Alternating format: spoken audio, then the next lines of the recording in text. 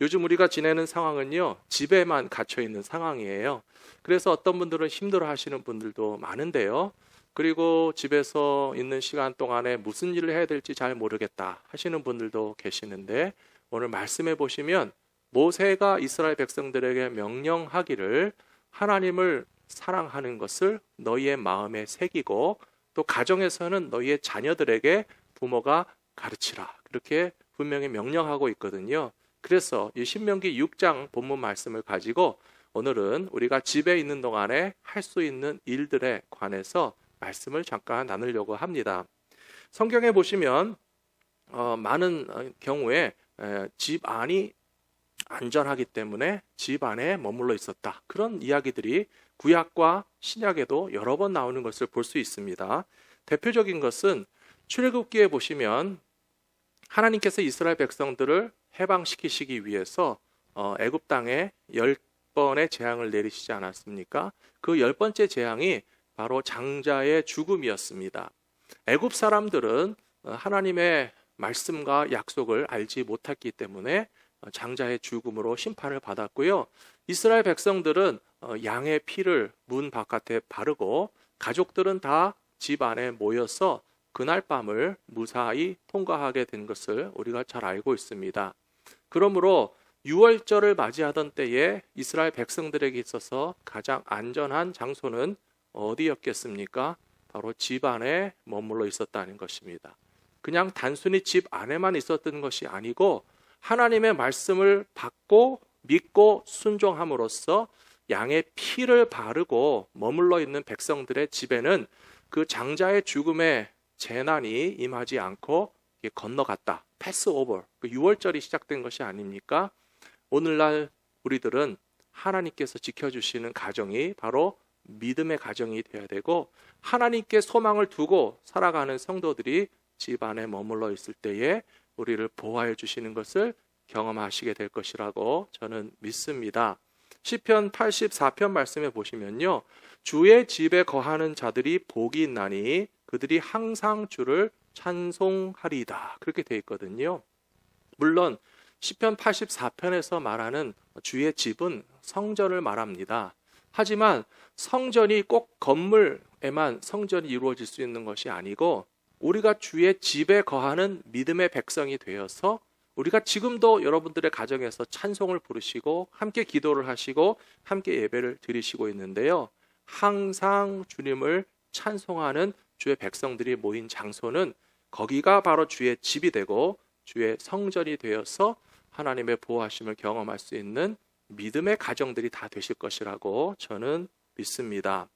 성경에 보시면요. 구약시대 이스라엘 백성들이 어느 한 장소에 다 모여서 예배 드리는 일, 사실 그것은 물리적으로 불가능했습니다.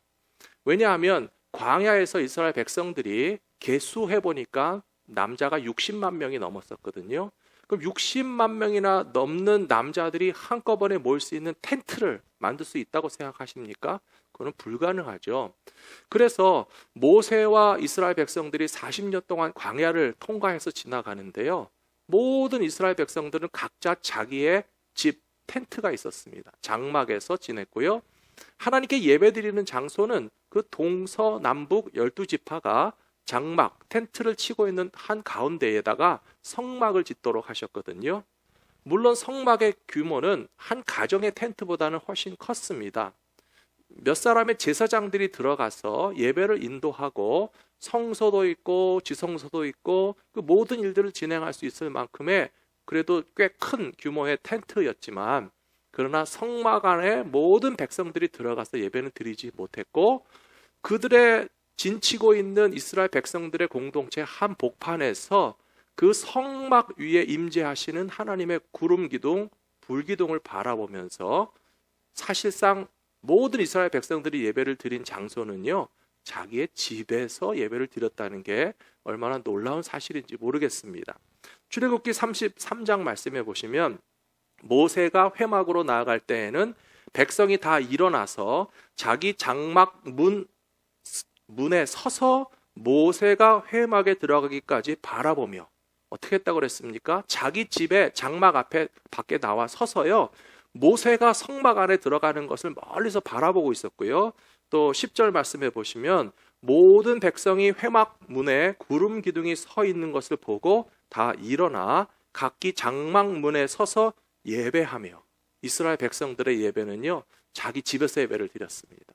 모세가 성막에 들어갈 때 하나님의 구름을 통해서 하나님이 임재하신다는 것을 멀리서 바라보면서도 자기의 장막 앞에 서서 하나님 앞에 예배하고 경배했던 것처럼, 지금 동영상이지만 생방송이지만 예배하시는 성도님들이 이렇게 여호와 하나님을 경외하는 마음으로 모여서 예배드리고 있다면 하나님은 우리의 예배를 얼마든지 받아주신다고 저는 믿습니다.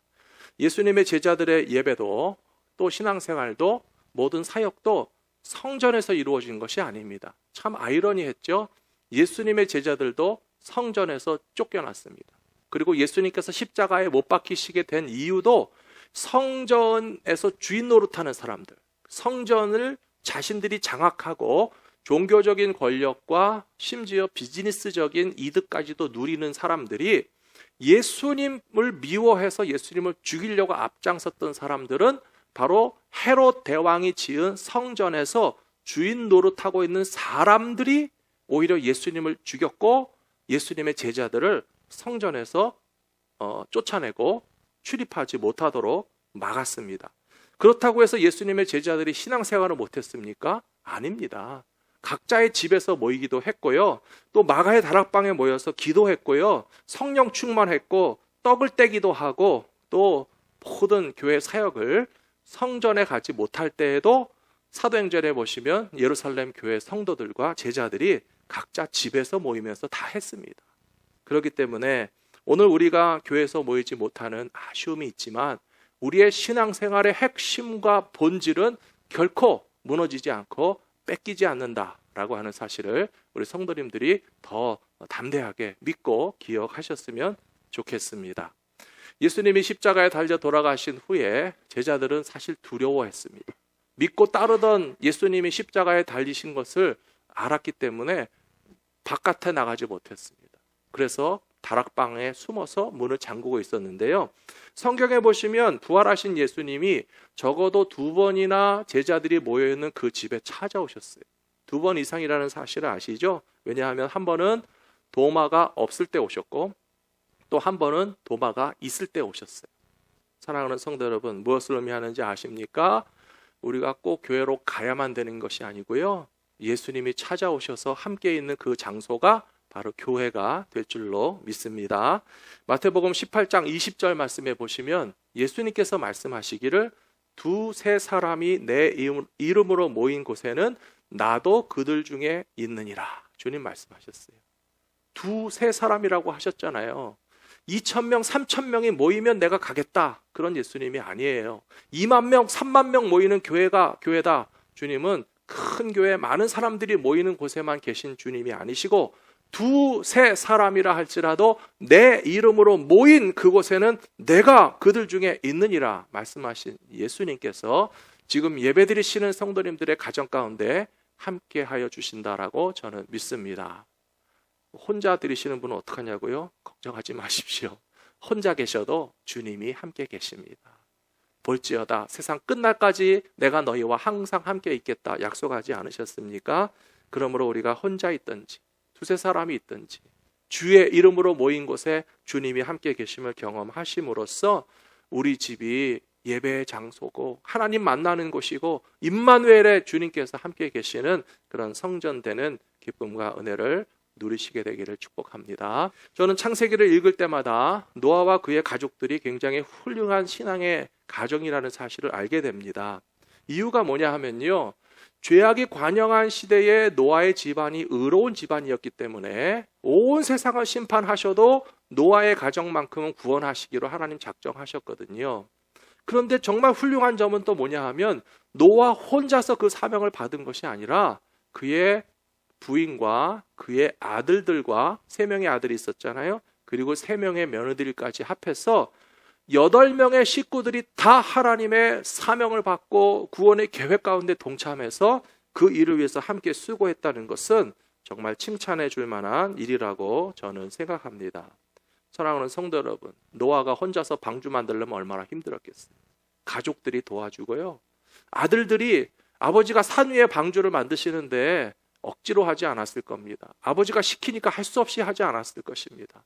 하나님께서 이 세상을 심판하시되 우리를 구원하실 것이다라고 하는 놀라운 계획을 알게 하셨을 때에 우리가 반드시 그 믿음에 함께 동참해서 그 방주를 만들고 하나님 창조하시는 생명들을 지키는 일을 감당해야 되겠다 했던 것처럼 우리도 지금 힘든 시간이지만 이 시간을 잘 참고 견딜 때에 하나님의 구원의 계획이 우리와 우리의 가정을 통해서 이루어지게 될 것이라고 저는 믿습니다. 노아의 식구들이 40일 동안만 방주에 있었던 게 아니고요. 제가 창세기 말씀 보니까 참 놀라운 말씀을 많이 봤습니다. 온 땅 위에 물이 가득히 차 있었던 기간이요 150일이나 됐었다고 그래요. 150일 동안 바깥에 절대 나가지 못했다는 것입니다. 창세기 말씀해 보시면 홍수 심판이 임했던 때에 노아는 600세였고요. 그가 600세가 되던 해에 2월 달부터 홍수가 터지고 심판이 일어나기 시작했는데 그럼 언제까지 그들은 배 안에 계속 있어야 됐는가 하면요. 7월 달이 되었을 때에 수위가 내려가면서 방주는 산 꼭대기에 내려앉았다 되어 있었고요. 그 다음에 다른 산들의 높은 곳도 드러나기 시작한 것이 10월 달이라고 했어요. 오늘날의 10월과 똑같이 일치하진 않지만 두 번째 달, 일곱 번째 달, 또 10번째 달 그런 개념으로 이해하실 때 굉장히 그 긴 시간 동안에 방주 안에 갇혀 있을 수밖에 없었던 노아의 가족들의 상황과 형편은 지금 우리가 겪는 고통과는 사실 비교할 수 없었을 것입니다. 생각해 보십시오. 짐승들이 있잖아요. 새들은 날아다니죠.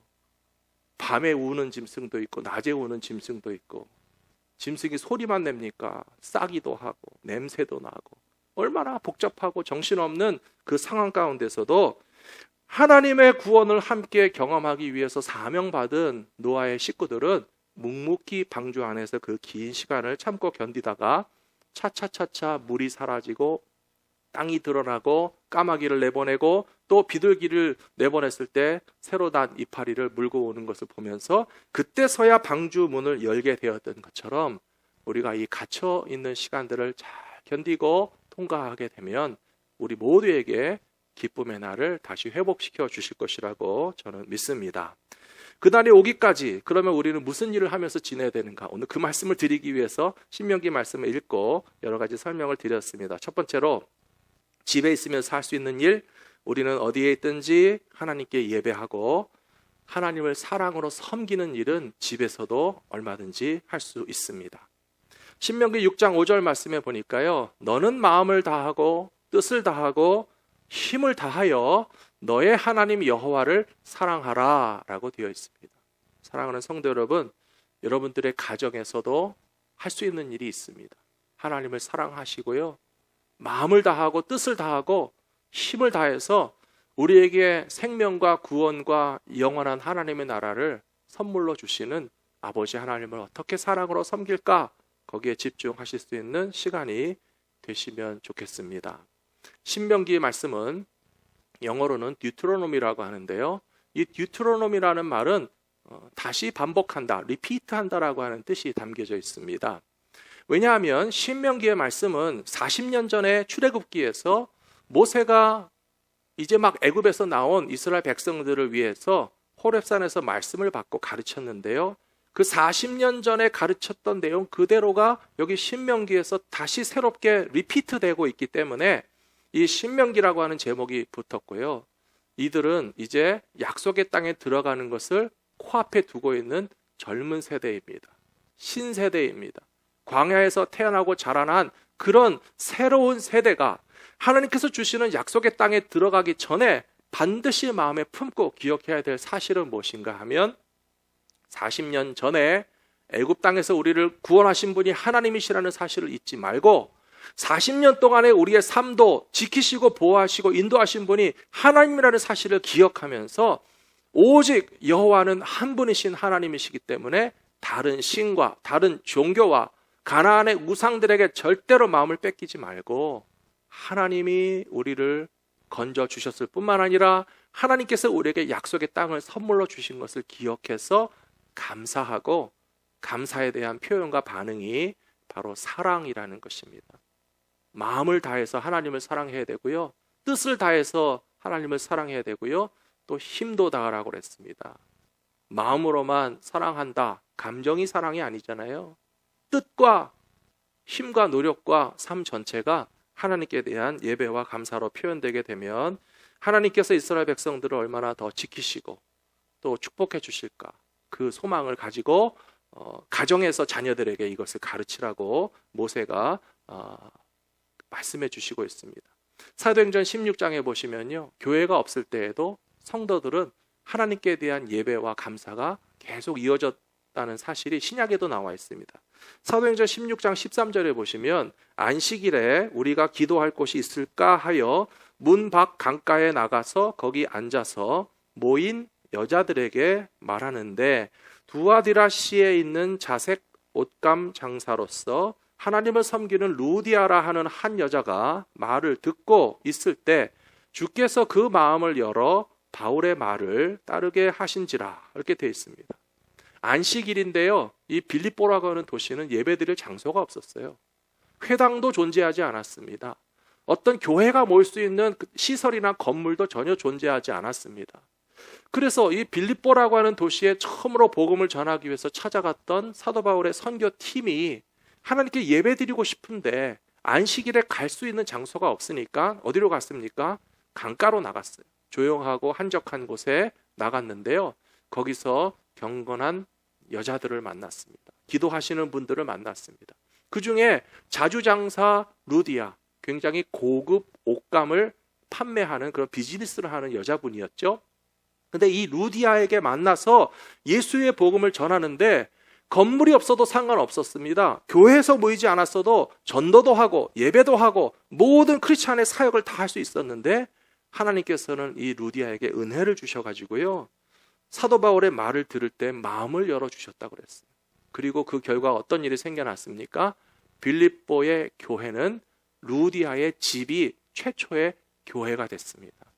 사랑하는 성도 여러분, 여러분들의 가정도 교회가 되시기를 축복합니다. 식구들이 다 예수를 믿고요, 식구들이 다 같이 예배를 드리고요, 식구들이 다 함께 하나님을 섬기는 믿음의 가정이 됨으로써 우리 집이 교회가 된다고 생각해 보세요. 그것이 얼마나 귀한 은혜요 축복입니까? 사랑하는 성도 여러분, 아마 지금 이 동영상을 함께 보시고 있는 가족들이 있으실 거예요. 교회 안 다니시는 가족도 있으시죠. 아마 이렇게 같이 앉아서 보지 않고 쓱 지나가면서 보실 분도 있으실 것 같고, 당신은 동영상 보면서 예배 드려라, 나는 모른다, 혹은 잠깐 밖에 나가 계시는 분이 계실지 모르겠는데요, 우리가 다 같은 마음으로 기도하고 있습니다. 여러분들의 가정에 있는 모든 식구와 가족과 친척들이 루디아의 집과 같이 함께 여러분들의 가정의 교회에서 하나님께 감사 찬송하는 날이 찾아오시게 될 줄로 믿습니다. 두 번째로, 구원받은 백성들이 각 가정에서 해야 될 일은 무엇인가? 그것은 가정에서 자녀들에게 하나님을 섬기는 법을 가르쳐 주셔야 한다는 것입니다. 신명기 6장 7절 말씀해 보시면 너의 자녀에게 부지런히 가르치며 집에 앉아있을 때든지 길을 갈 때든지 누워있을 때든지 일어날 때든지 이 말씀을 강론할 것이다 라고 이야기하고 있습니다. 이 말씀은 다른 것이 아니고 바로 신명기 6장 4절과 5절 말씀입니다. 쉐마 이스라엘, 이스라엘아 들으라, 여호와 하나님은 유일하신 하나님이시니 너는 마음을 다하고 뜻을 다하고 힘을 다하여 너희를 구원하신 하나님, 너희에게 축복하시는 하나님을 사랑해야 된다. 그거를 자녀들에게 집에서 가르치라는 것이죠. 집에서 할 수 있는 일이 많이 있는 것은 사실인데요, 그러나 우리 시대의 비극은 어디에 있는가 하면 결혼과 가정이 무너지고 파괴되어져 가고 있다는 사실. 그것은 몇몇 가정의 몇몇 결혼에만 문제가 아니고 얼마나 많은 사람들의 결혼과 가정이 위기를 맞이하고 어려움을 당하고 한쪽에서 무너지고 한쪽에서 파괴되는 일들이 우리는 정말 너무나 많이, 어쩌면 예외 없이 모든 가정마다 그런 아픔과 상처를 다 알고 계실 거예요. 그래서 우리가 지금 집에 모여 있고 집에서 안전하게 대피해 있는 것이 어떤 분들에게는 굉장히 행복하고 안심할 만한 일일 수도 있지만, 그러나 뉴스 보도를 보십시오. 지금 가정 폭력의 사례들이 많이 나타나고 있습니다. 가정에 대피해 있는 기간 동안에 오히려 이혼 소송을 준비하는 사람들이 많아졌다고 합니다. 식구들끼리 함께 있는 것이 행복하고 사랑을 나누면서 안전하다고 느끼는 사람도 있겠지만, 밖에 나가지 못하고 식구들하고만 있어라라고 하는 것이 더 무섭게 생각되고, 그 가정에 어떤 폭력을 행하는 사람이 있다면, 그 가정에서 사랑하지 못하고 미워하고 갈등을 빚는 존재가 한 집안에 있다면 이것이 오히려 더 큰 위기가 되고 어려움이 될 수밖에 없는 시대를 살아가고 있거든요. 사랑하는 성도 여러분, 하나님께서 부모들에게 자녀들을 가르치라고 하시는 것에 포함되어 있는 것은요, 지식만 가르치라는 게 아닙니다. 종교만 주입하라는 것이 아닙니다. 하나님께서 가정해 주신 그런 사랑과 행복과 기쁨을 잘 지키고 경험하면서 자녀들이 가정에서 하나님의 축복과 구원과 사랑과 생명을 경험할 때에 그 귀한 신앙의 유산이 자연스럽게 다음 세대로 전달되는 역사가 일어나게 될 것이라고 믿습니다.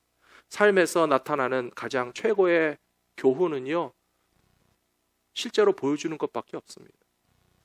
부모들이 얼마나 하나님을 사랑하고 섬기는지 신앙생활을 통해서 자녀들이 보고 배울 것이고요.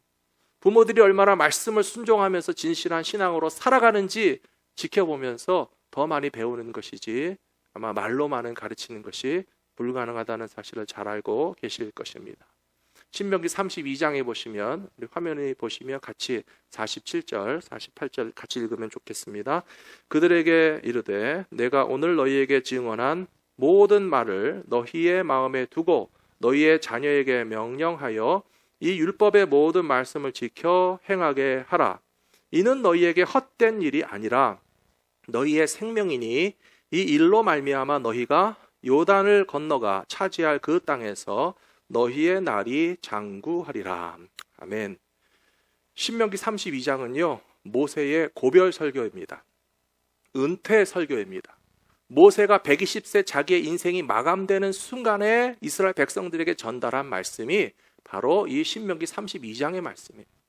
40년 동안 이스라엘을 인도하는 어떤 지도자로서의 리더십을 이제 내려놓고 하나님께서 120세 된 모세의 생명을 거두어 가시기 직전에 이스라엘 백성들에게 마지막으로 부탁한 말씀이 뭐냐 하면요, 내가 너희에게 증언한 모든 말들을 너희의 마음에 둘 뿐만 아니라 너희의 자녀들에게도 명령하고 하나님의 말씀을 지키게 하라. 그러면 그것은 결코 헛된 일이 아니고 너희에게는 생명이 될 것이고 너희가 요단강 건너가서 차지할 그 땅에서 하나님의 축복을 받을 것이다. 사랑하는 성도 여러분, 최후의 유언과 같은 이 말씀을 오늘 우리들도 간직하고 우리 자녀들에게 잘 전달하신다면 여러분들의 가정을 하나님께서 보호하여 주시고 축복하여 주실 것이라고 저는 확실히 믿습니다. 마지막 세 번째로, 크리스찬은 어디 가든지 하나님의 자녀됨을 나타내며 살아야 합니다. 오늘 신명기 6장 8절에 보시면요, 너는 이 말씀을 너의 손목에 메어서 기호로 삼고 너의 미간, 이마 위에 붙여서 표로 삼고 너의 집 문설주와 바깥문에 기록할지니라. 그렇게 되어 있습니다. 혹시 유대인들의 어떤 문화나 삶을 보시면요, 손에다가 뭐 이렇게 묶고 다니는 거 보셨을 거예요. 그리고 이마 위에 작은 상자 같은 거를 이렇게 매달아서 묶고 다니는 그런 어떤 정통파 유대인들을 보신 적이 있으실 텐데요. 저기 뭐가 들었을까? 그냥 빈 상자인가? 아니면 뭐 반지가 들었나? 그 안에 말씀이 기록되어 있고요. 그 말씀은 바로 신명기 6장 4절부터 9절까지 말씀, 오늘 읽은 말씀이 거기 딱 들어가 있어요. 하나님께서 명령하신 대로 손목에 묶어서 표시를 삼고 이마에 박스에 기록해서 매달고 다니면서 다 표시하고 드러내고 또 집 안에도 써놓고 문 밖에도 써놔서 하나님의 백성들은 이 말씀대로 산다라고 하는 것을 다 드러내라는 것입니다. 크리스찬 중에도 우리 십자가를 목걸이를 걸고 다니시는 분들이 있잖아요. 그러면 저 사람 크리스찬이구나 우리가 알 수 있죠. 주일날 성경책을 들고 밖에 나가시면 차 안에도 이렇게 성경책을 놓으신 분을 보면 저 사람 크리스찬이 타고 다니는 차구나 알 수 있거든요. 중동의 크리스찬들은요, 손목 작은 십자가 문신을 하기도 합니다. 왜 몸에다가 중동 사람들이 십자가 문신을 하는 줄 아세요? 거기는 이슬람이 다수인 지역이고 때로는 크리스찬들이 핍박을 당하고 또 목숨을 뺏길 수도 있어요. 나는 죽는 날까지 크리스찬인 것을 부정하지 않기 위해서 손에다가 십자가 문신까지 하는 거예요. 십자가 목걸이를 다는 것도 중요하고 나는 죽을 때까지 믿음을 지키기 위해서 문신까지 하는 것도 귀하지만 그러면 우리들 크리스찬들은 어떻게 살아야 하는가? 삶을 통해서 하나님의 백성인 것이 가시적으로 드러날 수 있도록 우리의 언어와 행실이 변화될 삶을 살아가는 것이 바로 그것이라고 저는 믿습니다. 지난 주일에도 예수님의 십자가에 연합할 때에 예수님의 부활에 연합할 수 있다고 분명히 말씀드렸어요. 다시 말씀드리기 원합니다. 예수님의 부활하심에 반드시 동참하고 연합하기 원하십니까? 그러면 십자가의 도에 걸어가셔야 돼요. 십자가에 연합하는 삶을 반드시 사셔야 돼요. 예수님에게 십자가 없이 부활과 영광이 없는 것처럼 우리 모두도 십자가의 길을 가지 않으면서 부활과 영광에 동참할 것이라는 것은 절대로 바랄 수 없는 일입니다. 그러면 십자가의 도는 무엇입니까? 우리 자녀들에게 어떻게 십자가의 도리를 가르치시겠습니까? 자기 중심과 이기주의는 십자가의 정반대입니다. 오히려 나를 위해서 살지 않고 남을 위해서 사는 것이 십자가입니다. 받는 사랑만 생각하는 것은 십자가의 반대길이고요. 주는 사랑에 집중하는 것이 십자가의 길을 따라가는 것입니다. 많은 경우에 우리는 살면서 결국은 자기의 이익을 추구합니다. 그런데요, 십자가의 길은요, 어떻게 하면 다른 모든 사람들을 통해서 내가 이익을 얻을까? 그거에 정반대로 살아가셔야 된다는 거예요. 나를 통해서 어떻게 다른 사람들이 더 유익하게 될 것인가? 예수님이 왜 십자가를 지셨습니까? 예수님 위해서 십자가 지셨습니까? 예수님의 영광과 이익을 위해서 주님이 십자가 지셨습니까? 아니잖아요. 주님은 당신의 몸을 주시고 생명을 주시고 우리를 살리시고 우리를 구원하시고 우리가 하나님과 화목하게 되기 위해서 오로지 우리에게 다 주시기 위해서 예수님이 십자가의 길을 가신 것처럼 우리도 예수님의 십자가를 따라간다면 나 자신을 위해서가 아니고 다른 사람을 위해서 우리가 어떻게 쓰임 받을까라고 하는 삶의 방식대로 살아가게 된다면 그것은 십자가에 연합하는 것이고 부활에도 반드시 연합하게 될 것이고 하나님의 약속의 말씀을 지켜 행하는 믿음의 삶을 살아가게 될 것이라고 믿습니다. 이제 마지막으로 창세기 28장 15절 말씀해 보시면요, 하나님께서 이런 말씀 주셨어요. 같이 한번 읽어보실까요? 내가 너와 함께 있어 내가 어디로 가든지 너를 지키며 너를 이끌어 이 땅으로 돌아오게 할지라 내가 내게 허락한 것을 다 이루기까지 너를 떠나지 아니하리라 하신지라. 아멘. 얼마나 귀한 말씀인지 모릅니다. 오늘 이 말씀을 잘 받으시기 바랍니다. 하나님께서요, 너와 함께 있겠다 하셨고요, 네가 어디로 가든지 너를 지켜주겠다고 하셨고요, 이 땅으로 돌아오게 할 것이고 내가 너에게 허락한 것을 다 이루기까지 결코 너를 떠나지 아니하리라. 이 말씀은 야곱에게 주신 말씀입니다. 야곱이 아버지의 집을 떠나서 삼촌 라반의 집으로 도망가다가 노숙을 했어요. 돌베개 베고 잠잤습니다. 그런데 그렇게 도망가는 혈혈단신, 혼자 외롭고 힘들고 걱정되는 야곱에게 하나님이 찾아오셔서 주신 말씀이 바로 이 창세기 28장 15절 말씀이란 말이에요. 내가 너와 함께 있겠고 네가 어디로 가든지 지켜주겠고 너를 위해서 축복한 약속을 다 이룰 때까지 결코 너를 떠나지 않을 것이다. 야곱이 잠 깨어서 이 말씀을 바꿔보니까 너무 고맙고 감사해서 그곳에 자기가 베고 자던 돌을 세워놓고 거기다가 그 앞에서 하나님께 감사 기도를 드리고 예배를 드렸거든요. 그래서 그 장소의 이름이 뭐가 됐죠? 벳엘이 됐어요. 벳엘이라고 하는 것은 House of God, 하나님의 집이라는 뜻이에요. 그가 노숙할 때는 들판이었습니다. 광야였습니다. 돌멩이에 불과했습니다. 그런데 우리의 삶에서 노숙하고 광야가 되었고 혼자 외롭고 근심되던 장소가 하나님이 나와 함께 계신다는 사실을 깨닫고 믿음으로 고백하면서 무릎 꿇어 예배하는 순간 거기가 베델이 된다는 거예요. 베델의 옛 지명은 루스라고 했습니다. 그 땅의 이름을 루스라고 불렀지만 그 땅의 이름과 도시가 무엇이면 무슨 상관이 있습니까? 광야와 노숙이었으면 어떻습니까? 우리가 하나님을 만나서 예배하는 장소는 바로 하나님의 집, 베델, House of God이 되는 것처럼 지금 이 어렵고 힘든 상황 가운데서 하나님께 예배드리시고 있는 성도님들의 가정이 베델이 될 줄로 믿습니다. 특별히 사업과 직장과 일터 때문에 재정적으로 어려움을 겪고 계시는 성도님들에게 저는 창세기 28장 15절의 말씀을 드리고 싶어요.